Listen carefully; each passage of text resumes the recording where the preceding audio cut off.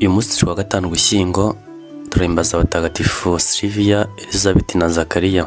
None tuyoboka ku mateka ya mutagatifu Zacharias na mutagatifu Elizabeth. Muri kumwe nanjye Dani, iyo ni Kiliziya imwe.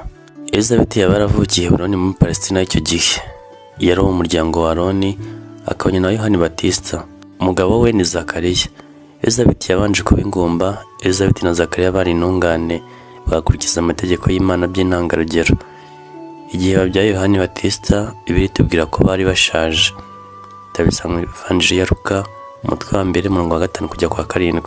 Mu Bayahudi urugo rutabyaraga ngo rusiga imbuto bavuga ko rwavumwe. Elizabeth na Zacharias nabo babanje kubura akana. Elizabeth yari ingumba, byongeye kandi bombi bari bageze mu zabukuru. Ariko rero bari intungane imbere y'Imana, bagakurikiza amabwiriza yose ya Nyagasani badatezuka. Zacharias yari umuherezabitambo kuko yakoraga imirimo ya gisaserdoti mu hekaru. Mu isezerano rya kera, inzu kuvuga imiryango itandukanye ifite igisekuru kimwe zajyaga ibihe. Utahiwe agakora icyumweru cyose. Igihe cy'inzu ya Zacharias rero kigeze, Zacharias bari gutorwa kujya gutura Imana igitambo. Nuko mu gihe yari mu ihekaru, umumarayika wa Nyagasani amubonekera, umenyesha ko Nyagasani amasengesho yayumvise. Ati, umugore wawe Elizabeth azakubyarira umuhungu, maze ukazamwita Yohani. Azagutera ibyishimo n'umunezero, kandi benshi bazashimishwa n'ivuka rye kuko azaba umuntu ukomeye mu maso ya Nyagasani. Zacharias yashatse gushira amatsiko yakamarayika ikimenyetso cy'ukuri kwabyo.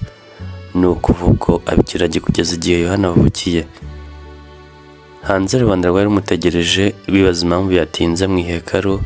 Ahasohokeye atakibasha kuvuga aca amarenga, nibwo bemeye ko yabonekewe. Igihe Elizabeth yakiriye mubyara we Bikira Mariya iwe, yahise yuzura Roho Mutagatifu maze aramutsa nyina w'Imana wahebuje abagore bose umugisha.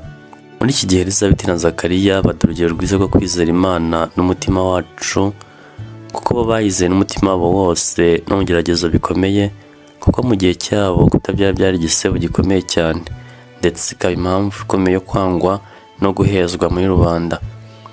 Elizabeth yabonye ingabire y'Imana yigaragaza mu buzima bwe kuko yumvise Yohani Batista, umwana we akurira mu nda ye. Nyuma nta kigeze kivugwa ku rupfu rwa Zacharias na Elizabeth, cyakora bakeka ko baba barapfuye Yezu akiri muto. Zacharias na Elizabeth batagatifu, mudusabire.